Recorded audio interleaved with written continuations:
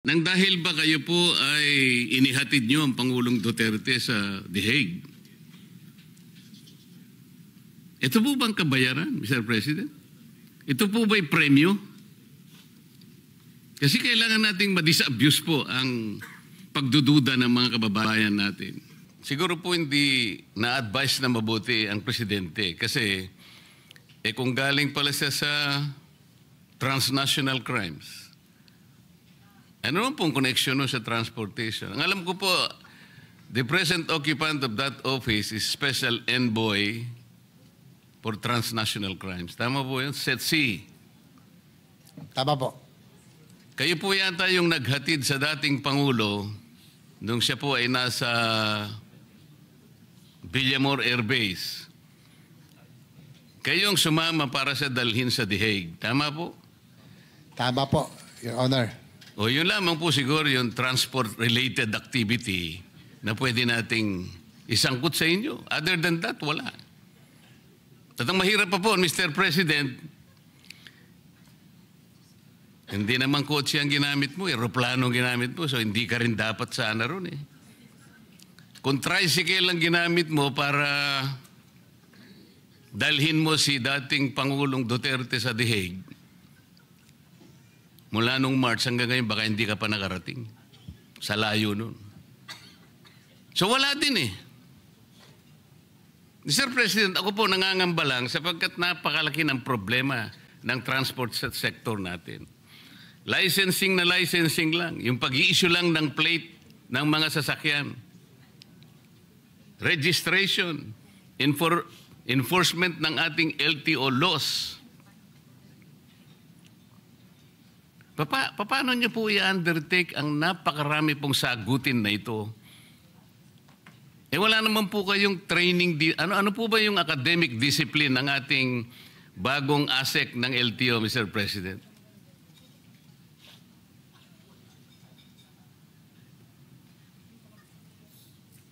Your Honor, Mr. President, according to our LTO Director, as additional credentials, he's a road safety advocate and he is a civil engineer by profession, Your Honor. Ano po? Civil engineer po. Ang dami pong civil engineer sa Pilipinas. Nang dahil po ba safety engineer kayo, ang gusto ko po sanang malaman, ano po ba yung mga naging katangian ninyo, ang training ninyo, ang mga credentials ninyo, dahil hindi po biro-biro ang opisinang pinasok ninyo? Nang dahil lamang po sa rigudon, gano'n lamang po. I don't think the President was advised very well. Marami naman po siyang pwedeng ilagay bakit po kayo nagaling sa SETC? Kaya ang nilagay. O sige, nirigudon sana kayo. Baka kayo na po siguro ang naging executive director ng PCTC.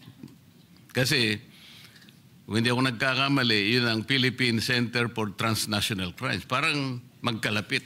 Pero para dalhin po kayo sa LTO, masyadong malayo po yun Is my observation valid, Mr. President? Your Honor, Mr. President, according to Secretary Lopez, we just defer to the wisdom of the appointing authority, Your Honor. So, hindi rin naman daw nila, they were also caught by surprise daw nung nagkaroon po ng rigudon. So, they just have to follow orders, Your Honor, Mr. President. I will not question the wisdom of the appointing authority, Mr. President. I never will. Only the President can appoint anybody, nobody else. Ang problema lang, baka hindi siya in-advise ang mabuti.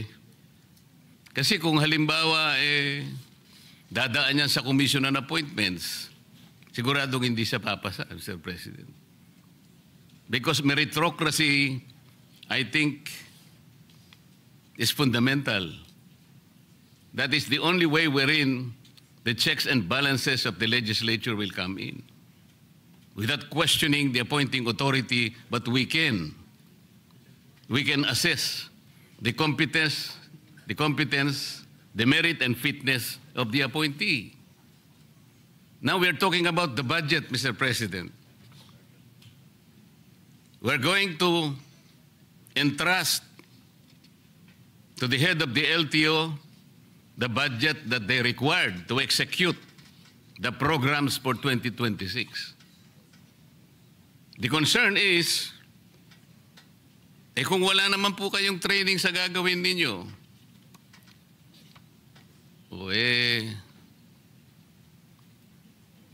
baka po, may papangako po ba ninyo na ang budget na ibibigay sa inyo ay talagang magagastos doon sa kanyang dapat nakapuntahan, considering na hindi naman po kayo talaga nakaakma doon sa posisyon na dapat sana ay naibigay doon sa talagang karapat-dapat, Mr. President? Well, Your Honor, Mr. President, according to Secretary Lopez, since the LTO will be directly under the OSEC, they will really monitor and make sure that they will function and the reforms that need to be instituted will be done. So yan po ang commitment ng Secretary Lopez natin. In fact, meron nga akong ditong side. Meron din pong appointee ron na hindi ako pabor no, na political appointee. Na we should appoint people who have the technical skills and know-how and knowledge para hindi masayang, not political appointees. I'm talking about the PNR chairman who was recently appointed. Sayang po ang ating pong PNR. Yan po ang advocacy natin, railway system. Nag-appoint po ng isang dati naming konsihal na who had a lackluster record kahit bilang konsihal. Kaya nga, minsan nasasayang, minsan nakakapagtaka rin. Ako rin, Mr. Chair, nagtataka rin ho ako minsan. Nangihinayang po ako sa posisyon. We should be appointing people who have that capability and knowledge in position para hindi ho nasasayang. Salamat po sa sagot. Ako naniniwala talaga ako na yung meritocracy, yung merit po talaga, importante rin yun. Halimbawa po ako, na-appoint ako na secretary ng DOH. Hindi ko po tatanggapin dahil hindi naman ako doktor Kung magicero po siguro, tatanggapin ko. Magic lang naman yun Ang ibig ko po sabihin, Mr. President, nang dahil ba kayo po ay inihatid nyo ang Pangulong Duterte sa The Hague? Ito po bang kabayaran, Mr. President? Ito po ba'y premyo? Kasi kailangan nating ma-disabuse po ang pagdududa ng mga kababayan natin. Hindi naman po kayo ang dapat na maghatid sa kanya ron Tama po, Mr. President?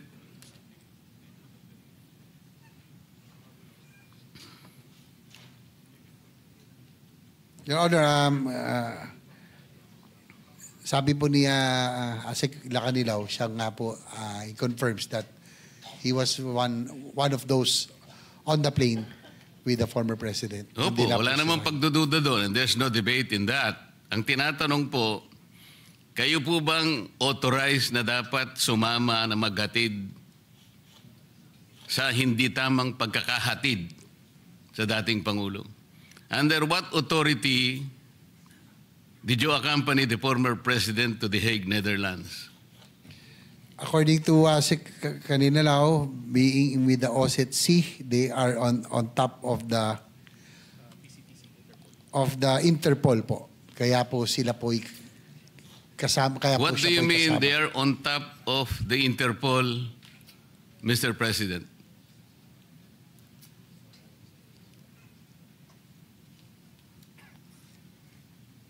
Does he mean, Mr. President, he is the local counterpart of the Interpol in the Philippines?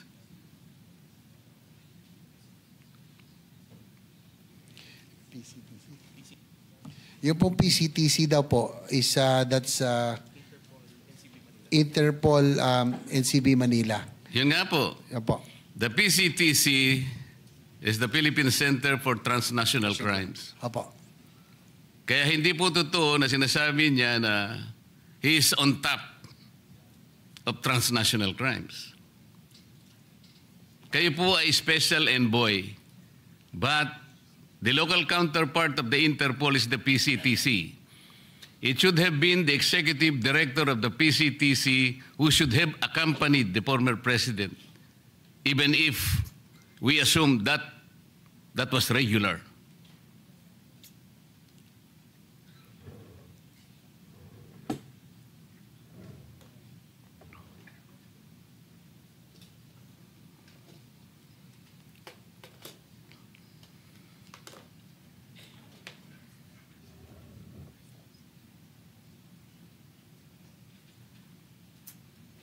according to Asik Lacanilaw, that meron po daw siyang dokumento that he was well documented for him to be able to accompany the former president to The Hague, being the head of OSCE.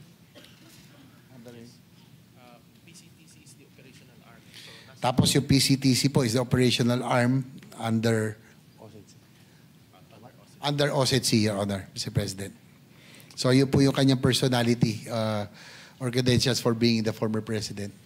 Can you give us a copy of that document, Mr. President? According to Asik Lacanilaw, it's with the Office of the President, Your Honor. Ano po? Nasa OP daw, sa Office of the President. Or the Office of the Executive Secretary. Can you get about that copy? He will try to request for a copy, Your Honor.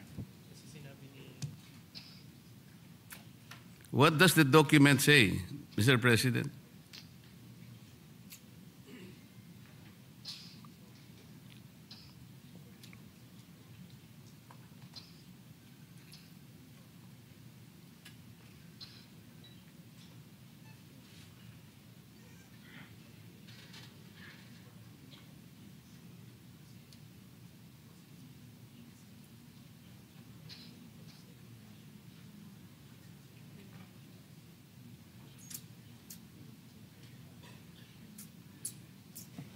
According to Asik Lacanilaw, he doesn't know exactly the contents of the document, but he was just informed that there was a document that designated or allowed him to accompany the former president, Your Honor, being OSCE.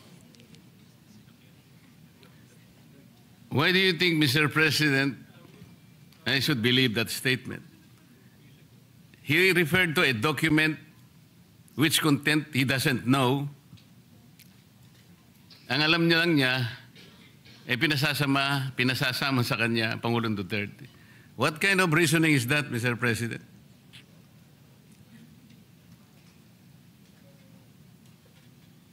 Sabihin niyo na yung totoo para matapos na ako. Kasi sandali lang naman sana ako. Kung hindi lang paligoy-ligoy kayo, tapos na ako .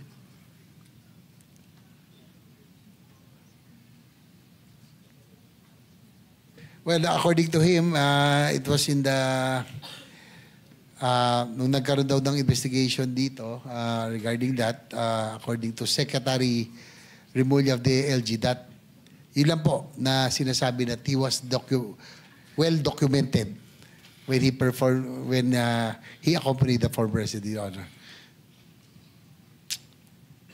Sinabi mo na naman si Secretary Remulla . Puro kwentong kutsero naman ang... Ganito na lang. Kung sakasakali, Mr. President, kung sakasakali lang naman,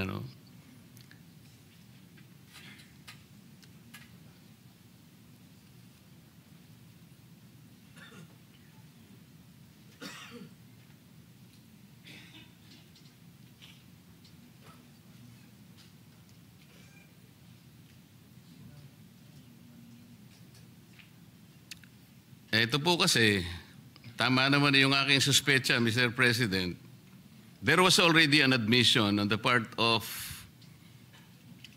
Ambassador Lacanilaw then nung nag-hearing ang isang committee in the Senate on the arrest of FPRRD,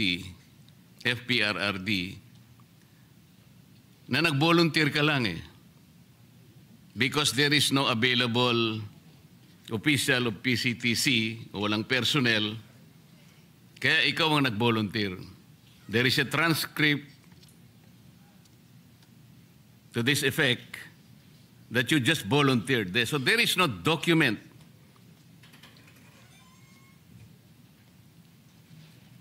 So, which is very, very clear, Mr. President, that he himself volunteered due to the unavailability of personnel from PCTC. So he arrogated upon himself something that was not lawfully delegated to him. Sa mga kapatid, talagang parang bayad lang parang papremyo lang sa kanya ito. Kaya pala hindi niya maipaliwanag kung bakit siya. Alam mo, Mr. President, ganito po yan eh. Lahat po ng notice ng isang korte, lahat ng subpoena o anumang klase ang ipatupad ng korte, yung sheriff po ang nagdadala. Kumbaga, yung PCTC dapat ang nagdala sa Pangulong Duterte. Pero kayo po nag-volunteer. Tama po. Ito Yes, po Your ang Honor, transcript. Yes, Your Honor, Mr. President. Inaamin po ni Asik Lilaw na siya po ay nag-volunteer. Oh, nag-volunteer. So wala na yung dokumento, ha? Wala na yung dokumento. Hindi mo nga maipaliwanag kung ano yung content ng document. Kwento lang yun. Kwentong kutsero lang. Yes?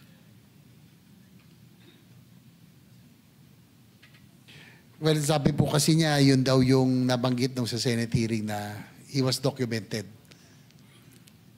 You were documented as what? Kanina dokumento yung sinasabi mo, ngayon ikaw na ang dokumento. Ano ba yun?